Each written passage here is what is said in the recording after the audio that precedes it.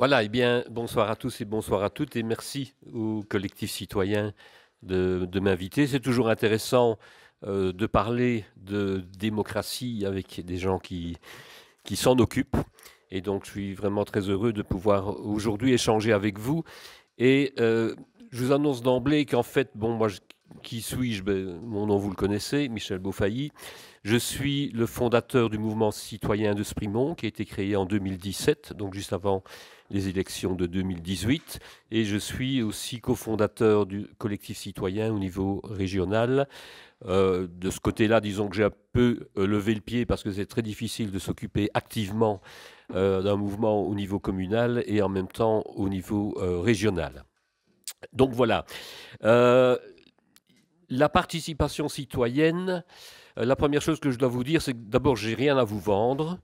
Simplement, ce que je fais ici, c'est vous montrer un petit peu le résultat de nos réflexions qui ont lieu pendant 6 ans, et de vous parler de ce que nous avons fait à Sprimont. Ce n'est sans doute pas la panacée universelle, mais je pense qu'on est déjà quand même allé assez loin dans la réflexion. Alors la participation citoyenne, la consultation citoyenne, la démocratie participative, tout ça, ce sont des termes certainement que vous connaissez déjà. Et moi, je vais vous parler du dernier né, c'est la démocratie construction. On va venir tout doucement sur le sujet, mais à titre de hors d'œuvre, je vous propose ici une petite vidéo à titre d'amuse-bouche. Pourquoi et comment aller vers une démocratie construction? Prenons l'exemple de la protection de la planète. Toute personne devrait avoir le droit de participer aux décisions ayant une incidence sur l'environnement. De plus en plus de projets avalisés par les politiques sont contestés sur le terrain, comme l'installation d'éoliennes, de stations-service, l'exploitation de carrières ou les dépôts de produits dangereux, ce qui fait naître de nombreuses tensions. Pour répondre à cette situation, le mouvement citoyen de Sprimont, le MCS, propose de mettre en place la démocratie construction, c'est-à-dire impliquer directement les citoyens dans les décisions environnementales comme dans toutes les décisions qui les concernent. Des décisions comme la construction d'une usine ou l'implantation d'éoliennes peuvent avoir des impacts sur le territoire et les citoyens. Ils sont les mieux placés pour transmettre aux décideurs ce qui se passe sur le terrain et ainsi contribuer à améliorer les projets. Il convient donc de faciliter l'implication des citoyens en soumettant au débat les politiques d'aménagement de Sprimont afin de définir collectivement le cadre dans lequel s'inscrivent ces projets.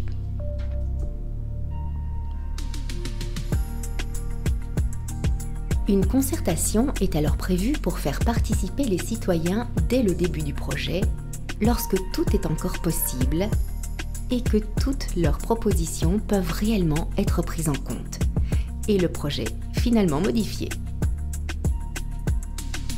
Si aucune concertation n'est prévue, il existe un droit d'alerte citoyenne, permettant aux citoyens intéressés ou impactés par le projet de demander l'organisation d'une concertation. Pour améliorer la participation des citoyens, il faudrait également faciliter leurs échanges, en les informant sur les caractéristiques du projet, comme les bénéfices économiques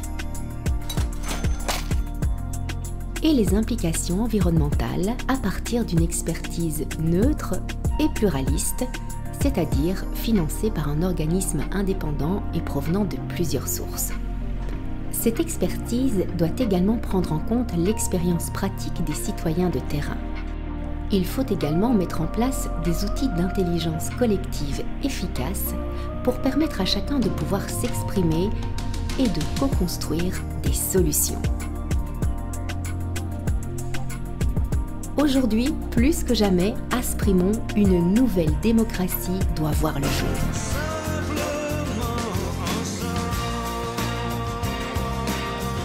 Afin que tous les Sprimontois et Sprimontoises élaborent les solutions du futur. Le 13 octobre, ne rate pas le rendez-vous.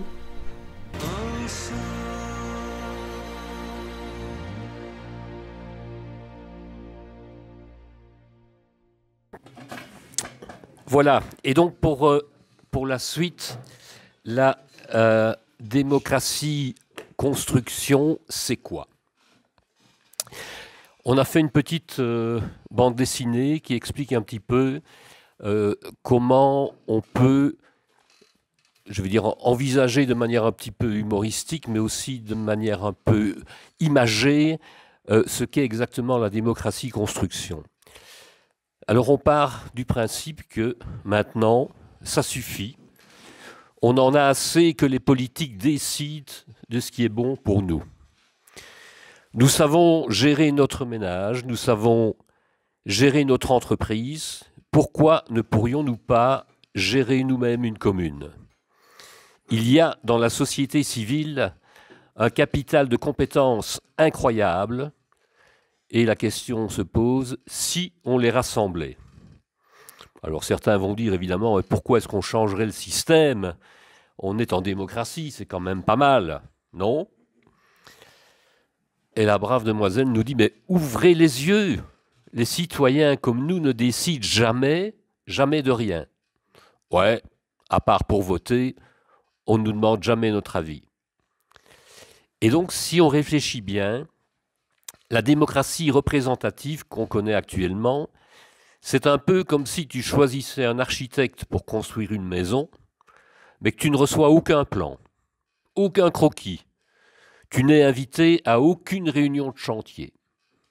Je ne sais pas vous, mais moi, cet architecte, je ne le sens pas. Et en plus, tu lui donnes ta carte de crédit pour qu'il prélève sur ton compte l'argent dont il a besoin. C'est pas très prudent. C'est même complètement dingue. Et au final, tu te retrouves avec une maison qui ne ressemble pas tellement à ce que tu aurais souhaité. Et la meilleure, c'est quand l'architecte vous dit « À propos, il n'y avait pas assez sur ton compte, alors je t'ai endetté pour 20 000 €. » Et tout ça sans jamais demander mon avis et sans jamais m'informer. C'est exactement ça, la démocratie représentative. Il faut donc passer à autre chose et nous proposons la démocratie construction. La démocratie construction qui va permettre de participer aux décisions pour les grands projets de votre commune, comme par exemple la protection de la planète, l'environnement, la mobilité, l'accès à la propriété et tous les autres projets. La gauche, la droite, pour nous, c'est la politique de papa, on oublie. On crée un mouvement citoyen qui est un courant de pensée qui constate que l'intelligence collective est plus efficace que les clivages gauche, droite, majorité, opposition, et en conséquence donc, le 13, voter pour les mouvements citoyens. Alors tout ça, c'est de la présentation bien sûr, mais quel était en fait le challenge? Quel était le challenge à relever? C'est celui-ci. Il faut arriver à donner aux citoyens le pouvoir de décision, donc on ne parle pas ici de consultation simple, on sait que la consultation, la plupart du temps on nous demande notre avis quand on le demande, souvent avec des questions d'ailleurs assez orientées, et une fois qu'on a donné notre avis, rarement on le suit. Donc il fallait donner aux citoyens le pouvoir de décision. Et ce qui est important, c'est que rien, ni dans la Constitution, ni dans le Code de démocratie locale, ne prévoit que le citoyen décide. Et donc ça, c'est un point important, parce que ça veut dire que légalement, actuellement, ce n'est pas possible. Ça veut dire que si on attend une révision de la Constitution, si on attend une révision du Code de démocratie locale, on peut encore attendre très, très, très, très longtemps. Et donc le challenge, c'était d'arriver à trouver un système, trouver un processus pour que le citoyen puisse décider sans qu'on ne doive attendre des transformations majeures au niveau légal. Alors on parle tous de consultation citoyenne, de démocratie construction, de participation citoyenne. Alors quelle est en gros un petit peu la différence entre tout ça? La participation citoyenne, elle désigne de manière générale toutes les formes, absolument toutes les formes d'implication des citoyens dans la vie publique. Et donc ça peut prendre des formes variées, qui va de la simple expression d'opinion, avec les pétitions, les sondages, les réunions de consultation, à des formes plus élaborées de co-construction, par exemple des ateliers ou des budgets participatifs. Ça, c'est la participation citoyenne d'une manière générale. La consultation citoyenne prévue par le Code de la démocratie locale et de la décentralisation, ça existe quelque part, puisqu'on peut vous demander votre avis sur un projet ou une décision, avec les sondages, les réunions publiques, les forums. L'objectif de la consultation, c'est de recueillir les opinions des citoyens afin d'informer les décideurs politiques, mais la décision finale, c'est quand même les politiques qui l'ont. L'implication des citoyens dans le cadre de la consultation citoyenne, donc cette implication est vraiment très limitée. Ils expriment leur opinion, mais n'ont pas nécessairement ensuite un pouvoir de décision directe. La consultation citoyenne, elle est prévue dans le Code de démocratie locale, mais il faut bien reconnaître qu'elle est rarement utilisée. Très rarement utilisée, d'abord parce que ça coûte cher. Il faut ouvrir des bureaux de vote, il faut mettre des isoloirs. Donc, je veux dire, au niveau communal, c'est quelque chose qui coûte relativement cher. Et donc, ce n'est pas très utilisé. Je pense que la dernière fois, ça a été utilisé, c'est à Namur, concernant un parc public, pour savoir ce qu'on allait en faire. Il y avait deux possibilités, soit c'était A, soit c'était B. Les citoyens ont choisi A et les politiques ont décidé B. Et donc la participation citoyenne et la consultation citoyenne sont vraiment des termes qui sont galvaudés, on peut le dire, par les partis traditionnels. Ils en parlent beaucoup, ils pratiquent rarement, et quand ils pratiquent, c'est souvent très mal, hein, parce qu'ils n'ont pas d'outils, ils ne sont pas préparés, au point que cette pratique, d'ailleurs, a un effet pervers. Asprimont, la majorité, c'est une majorité MRPS. Le PS n'a pas grand-chose à dire parce que le MR est tellement puissant que, je veux dire, le bourgmestre est un petit peu dictateur. Donc voilà un petit peu l'ambiance chez nous. Et quand on dit que la participation citoyenne ne fonctionne pas, sur Sprimont par exemple, ils avaient fait sur Internet, ils avaient demandé aux citoyens de donner leur avis sur un réseau de pistes cyclables. La demande était tellement confidentielle que je pense qu'ils ont eu 2 ou 3 réponses, parce que c'est passé avec un petit encart dans le bulletin communal, avec le nom de la plateforme, sur laquelle on avait d'énormes difficultés à arriver d'ailleurs. Et donc il y a, je pense, 3 citoyens qui ont répondu à cette enquête. Et donc ils ont dit, vous voyez, votre truc de participation citoyenne, ça ne fonctionne pas, on a eu 3 réponses. Alors ce qui est grave, c'est que ce genre d'expérience a vraiment un effet pervers, parce que ça décrédibilise la participation citoyenne. Alors que si elle était bien faite, si les gens étaient bien informés, ça pourrait effectivement avoir un impact bien plus important. Donc ils sont en train de détruire quelque part l'image de la participation citoyenne. Et alors le dernier né dont je vous parlais, c'est la démocratie-construction. Alors la démocratie-construction, elle vise à donner aux citoyens un réel pouvoir de co-construction des politiques publiques. L'objectif, c'est de créer des espaces de dialogue et de co-création où les citoyens et les élus travaillent ensemble pour élaborer des solutions collectives. L'implication des citoyens est beaucoup plus importante puisqu'ils participent activement à la conception, à la mise en œuvre et à l'évaluation des projets. Les citoyens et les élus partagent donc le pouvoir de décision. Tout projet qui émane soit de citoyens, soit d'un échevinat, soit du collège communal, peut faire l'objet de ce qu'on appelle une séquence démocratique, et on va voir tout de suite en quoi ça consiste. Alors la séquence démocratique, son ouverture est décidée par le Conseil citoyen. On va voir tout ça en détail. La séquence démocratique, c'est l'ensemble de la procédure de démocratie-construction. La séquence démocratique, elle a un début, c'est un conseil participatif, on va voir exactement ce que c'est, et elle a une fin, c'est l'entérinement par le conseil communal, puisque le conseil communal, on ne sait pas s'en passer à l'heure actuelle. Il y a 3 principes dans la démocratie-construction. Il y a le principe de l'interaction, il y a le principe qu'il faut approfondir, et on dit même radicaliser, et il y a le principe qu'il faut également transformer. Alors, interagir, comment? Eh bien, on fait évoluer les avis des citoyens grâce à la confrontation dans des échanges réciproques, lors desquels il s'agit de faire part de nos désaccords pour construire des accords. Ça, c'est la première étape.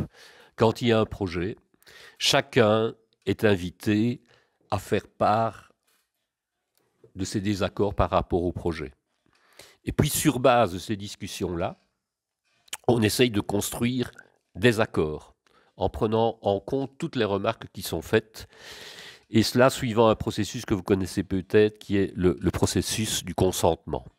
On peut en parler tout à l'heure, plus avant. Donc d'abord interagir, faire part de nos désaccords pour construire des accords. Puis il faut approfondir ou radicaliser, comme je le disais, c'est-à-dire aller à la racine des choses, susciter la réflexion, la maturation, pour prendre en compte la complexité des sujets qui s'inscrivent dans la gestion communale. Et donc là, bien souvent, on va aussi avoir affaire à des experts dans la matière, qui vont venir nous donner des informations sur ce qui est possible de faire, ce qui n'est pas possible de faire, sur les implications des solutions que l'on pourrait apporter. Les actions doivent s'envisager non seulement pour nous, au moment présent, mais aussi pour l'autre, y compris celui qui est éloigné, donc il n'a peut-être pas grand-chose à voir avec le projet, et y compris celui qui est à naître, c'est-à-dire les gens qui viendront après nous. Donc il faut envisager les actions sur un plan beaucoup plus général que ce qu'on ne le fait actuellement. Transformer. Alors là, c'est peut-être le plus difficile. Transformer, ça implique une modification du rôle de l'élu. L'élu mandataire communal, donc dans ce cas-ci, mais cette procédure peut franchement s'appliquer au niveau régional et au fédéral. Hein. Je veux dire, il suffit qu'on remplace le conseil communal par le Parlement wallon, qu'on remplace les conseillers communaux par les parlementaires wallons. Je veux dire, la procédure peut être exactement la même. La transformation de l'élu, c'est-à-dire qu'il faut qu'il arrive à comprendre qu'il n'agit plus pour les citoyens, mais qu'il agit avec les citoyens. Donc il n'exerce plus le pouvoir, il le partage. Pour le citoyen qui participe au processus de décision, là aussi il y a une transformation à faire. C'est-à-dire qu'on passe du je au nous. On envisage les choses pour la collectivité. Donc on ne se concentre pas simplement sur son trottoir, on envisage la rue, voire le quartier, voire la ville, voire la région, voire le pays, voire l'Europe, voire la planète. Le processus de la démocratie-construction comporte 3 étapes. La première étape, c'est le conseil citoyen, puis le conseil participatif, et enfin, en dernier, le conseil communal. J'aurais dû mettre une majuscule à conseil communal aussi, mais bon, voilà. Ce n'est qu'une faute de frappe, croyez bien. Le conseil citoyen, c'est quoi le conseil citoyen? Alors, c'est un élément important, c'est le premier qui entre en ligne de compte dans la démocratie-construction. Il est constitué de citoyens qui sont tirés au sort, ils sont représentatifs de la strate de la population, c'est-à-dire qu'en fonction du pourcentage d'employés dans la population, en fonction du pourcentage d'ouvriers, en fonction du pourcentage de femmes, en fonction du pourcentage d'enfants, en fonction du pourcentage de plus de 20 ans, en fonction du... les pourcentages de moins de 25 ans, enfin toute une série de critères, on tire des citoyens au sort pour qu'ils représentent la population. Il y a aussi dans ce conseil citoyen des représentants de chaque parti politique représenté au conseil communal. Idéalement, tous les partis, même ceux qui sont dans l'opposition. On verra pourquoi après. Le conseil citoyen, ça fait l'objet de pas mal de débats parce que, si vous voulez, il y avait deux écoles qui s'affrontaient. Une école qui disait, oui, mais non, il faut que ce ne soit que des citoyens. Et il y a une école qui disait, ouais, non, il faut quand même qu'il y ait des politiques. Alors les partisans qui disaient, il ne faut que des citoyens, justifiaient leur avis en disant, oui, mais le problème, c'est que s'il y a des politiques et qu'on arrive avec des sujets qui les dérangent, ils vont avoir une attitude de rejet. Ça se défend, évidemment. Et ceux qui étaient pour la mixité citoyen-politique, eux disaient, ben, c'est le moment ou jamais de réconcilier les politiques et les citoyens. Et alors là, on a essayé un petit peu de trouver une solution par rapport à ça. Finalement, on a opté pour une représentation citoyen et politique, en sachant que les politiques n'ont pas la majorité dans le Conseil citoyen. Donc voilà la constitution du Conseil citoyen. Maintenant, quel est son rôle? Eh bien, sur proposition, soit d'un groupe de citoyens, soit d'un échevin, soit du collège, le Conseil citoyen va déterminer si on ouvre ce qu'on appelle la séquence démocratique ou si on n'ouvre pas. Et donc, prenons un exemple. Imaginons que dans une commune, un groupe de citoyens vient ensemble à l'administration communale et dit, voilà, nous avons un projet pour notre village de faire une plaine de jeux. OK. On prend acte. Ça passe devant le conseil citoyen. Le conseil citoyen va juger, savoir s'il est opportun d'ouvrir une séquence démocratique, c'est-à-dire de faire participer le citoyen à la décision. Est-ce qu'on fait une plaine de jeux et comment va-t-on la faire? Avec quels moyens? Donc ça, c'est vraiment la séquence démocratique. Donc le Conseil citoyen va prendre position là-dessus. Si le Conseil citoyen dit « OK, on ouvre une séquence démocratique », à ce moment-là, il y a toute une série de choses qui se mettent en place. La première chose, on informe tous les citoyens, mais une vraie information, hein, pas un petit encart dans le journal communal, une vraie information avec un tout de boîte, avec des annonces sur les plateformes, sur les pages Facebook, sur le site de la commune, éventuellement avec des gens, du personnel communal qui va dans le village, à toutes les portes, dire voilà, on ouvre une séquence démocratique pour faire une plaine de jeux dans votre village. Donc vraiment une information très, très, très complète, une information intense pour annoncer l'ouverture de la séquence démocratique et, comme nous l'appelons, inviter les citoyens au festin démocratique. Donc ça, c'est important.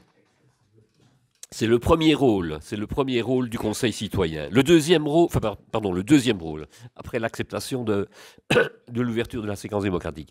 Le troisième rôle, le Conseil citoyen va recruter les conseils participatifs. On va en parler plus avant.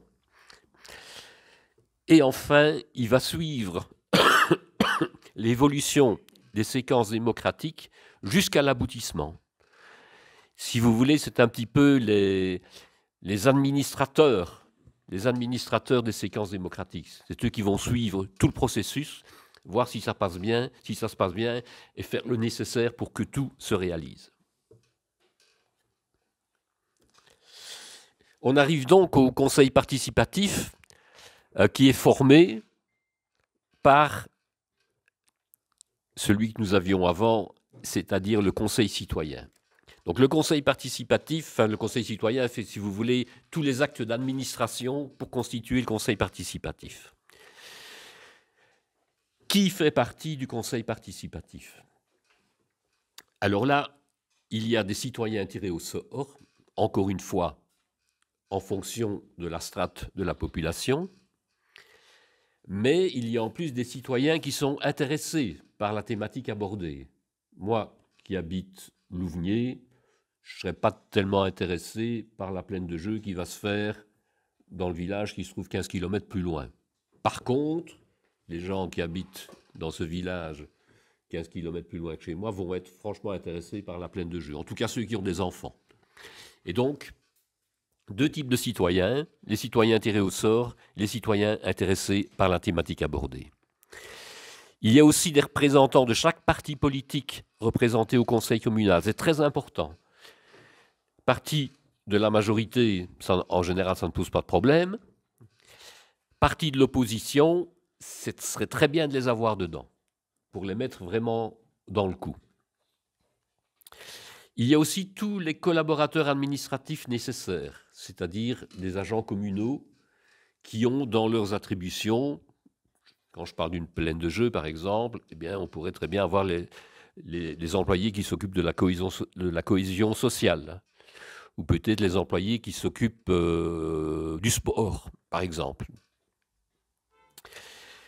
Il faut peut-être aussi des représentants des associations, suivant les projets.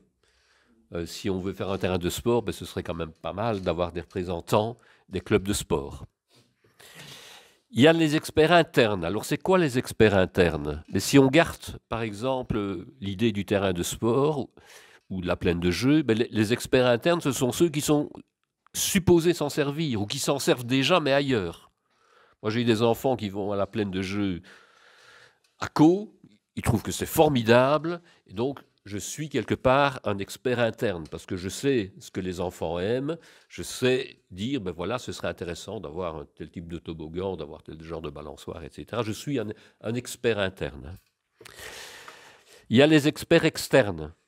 Là, ce sont les gens qui possèdent des techniques et qui peuvent nous dire, vous savez, ce type de balançoire, c'est dangereux. Je vous explique pourquoi, c'est parce que ceci, parce que cela. Vous savez, le revêtement du sable, ça n'ira pas. Il faut trouver un autre type de revêtement. Ils vont nous proposer peut-être un revêtement synthétique, ce genre de choses. Donc ça, ce sont les experts externes. Et alors, très important dans le conseil participatif, c'est ce que nous avons appelé, on va peut-être changer de nom, parce que depuis les déclarations d'un certain président de parti avec les ingénieurs, mais bon, jusqu'à présent, on garde les termes, ce qu'on appelle les ingénieurs du dialogue. C'est-à-dire, ce sont des gens qui sont formés au débat public, qui sont formés à synthétiser, qui sont formés à faire, comment vais-je dire, à faire, pas répéter, mais pardon ? Oui, faire comprendre aux autres, mais surtout à faire, à faciliter, à reformuler. Voilà, je cherchais le mot, merci. Donc vraiment des professionnels, c'est très important, parce que on a beau être ceux que nous sommes tous ici, je veux dire, on n'est pas tous formés à ça. Il faut vraiment des aptitudes, il faut vraiment des compétences, il faut vraiment des techniques pour arriver à faire sortir vraiment ce qu'il y a d'important. Des facilitateurs, voilà, oui. Donc, on appelle ingénieur de dialogue, c'est un orateur. Voilà, ingénieur du dialogue, je pense que jusqu'à présent, c'est le terme.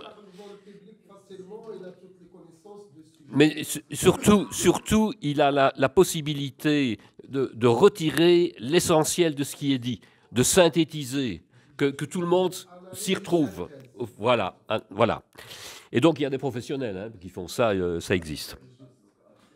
Et donc, le rôle... Oui, ce sont en tout cas des qualités qu'on attend d'un ingénieur du dialogue, tout à fait. Et donc, le rôle du conseil participatif, son premier rôle d'abord, c'est débattre. C'est-à-dire, les gens doivent exprimer leurs craintes par rapport au projet.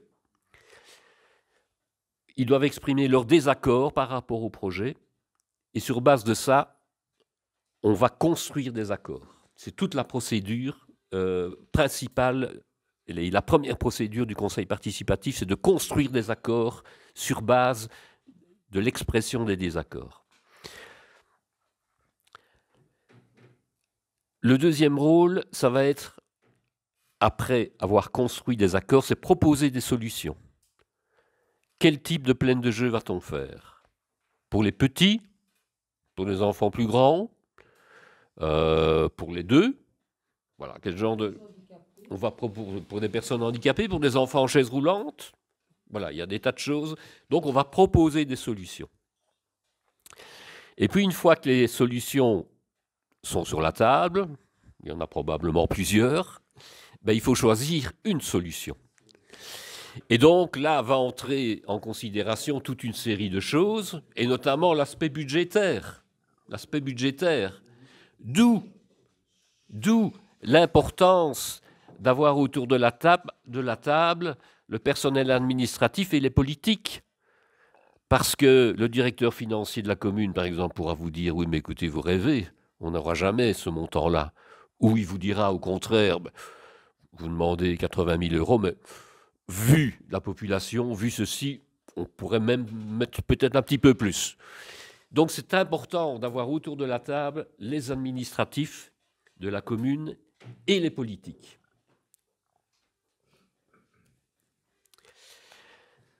Une fois que le conseil participatif a terminé son travail, on a donc décidé d'un projet. On a tous les tenants et aboutissants, on sait comment ça va être fait, on sait les techniques qu'on va utiliser, on connaît les matériaux qu'on va utiliser, les experts nous ont renseigné, on sait combien ça va coûter, on sait qu'on peut avoir l'argent pour le faire. On est donc arrivé à un accord dans le cadre du conseil participatif.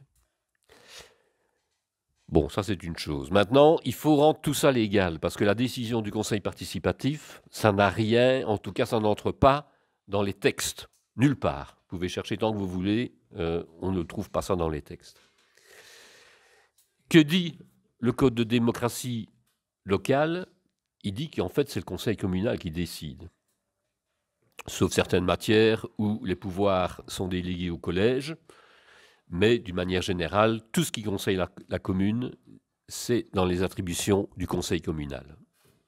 Et donc on va arriver, le représentant du conseil participatif avec son dossier de plaine de jeu va arriver au conseil communal, il dit voilà ce que le conseil participatif a décidé. Il faut donc que le conseil communal se prononce sur ce projet. Et donc, tout le travail qu'on a fait dans le cadre du conseil participatif, en présence des représentants des différents mouvements politiques présents au conseil communal, qui eux-mêmes ont participé à la décision, mais le conseil communal n'a plus qu'un rôle d'entérinement. Nous sommes tous d'accord. MR est d'accord, les PS sont d'accord, les écolos sont d'accord, les engagés sont d'accord, le mouvement citoyen est d'accord. Et voilà. Et donc, par ce système-là, on arrive vraiment, dans des projets précis, à laisser le pouvoir de décision aux citoyens. Ce qui est important de savoir, parce que souvent, ce qu'on nous dit, oui, mais est-ce que vous vous rendez compte? Toutes les réunions qu'on va avoir et tous les citoyens qui vont devoir être présents comme ça tout le temps? Mais finalement, pas tellement. Pourquoi? Parce qu'il faut savoir par projet, il y a un conseil participatif. Mon voisin va peut-être être intéressé par la plaine de jeu dans son village, mais moi je vais être intéressé par la réfection de la route dans mon village, mais pas par la plaine de jeu. Donc je veux dire, finalement, chacun va un petit peu... On répondra aux questions après, je termine, si vous voulez bien. On va chacun avoir un petit peu ses centres d'intérêt et participer au conseil participatif qui nous conviennent. Donc ce n'est pas du tout, comme on le voit malheureusement, enfin je dis malheureusement parce que le système est faible, comme on voit des assemblées citoyennes, qu'on voudrait parfois, que certains voudraient des assemblées citoyennes qui décident de tout, alors là, c'est astreignant. Pourquoi? Parce que déjà, pour faire venir des gens souvent et longtemps, il faut les payer. Dans les communes, on n'a pas tellement de moyens pour faire ce genre de choses. Si on les attend mieux, sinon, la seule chose qu'on peut faire, c'est surtout ne pas économiser sur les saucisses grillées et sur les bières, quoi. Voilà.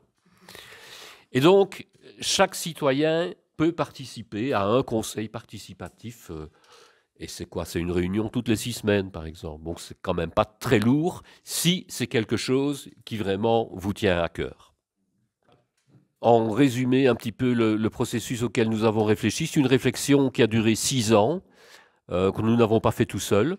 Il existe en France un maire qui s'appelle Joe Spiegel, qui a mis en place une certaine forme de démocratie construction, parce que le processus que je vous propose ici, je veux dire, il peut être un petit peu manié, manipulé, arrangé, corrigé en fonction des spécificités communales. Donc il n'y a pas vraiment, à mon sens, en tout cas de règle générale. C'est à chacun, en fonction de l'environnement communal, à réfléchir à une structure. Ici, ce qu'on vous propose, je ne vous propose pas, je vous parle de ce qu'on fait chez nous. Encore une fois, je vous dis, moi, j'ai rien à vous vendre. Je montre simplement le résultat d'une réflexion que nous avons eue durant 6 ans et même 7 ans sur la démocratie construction. Voilà.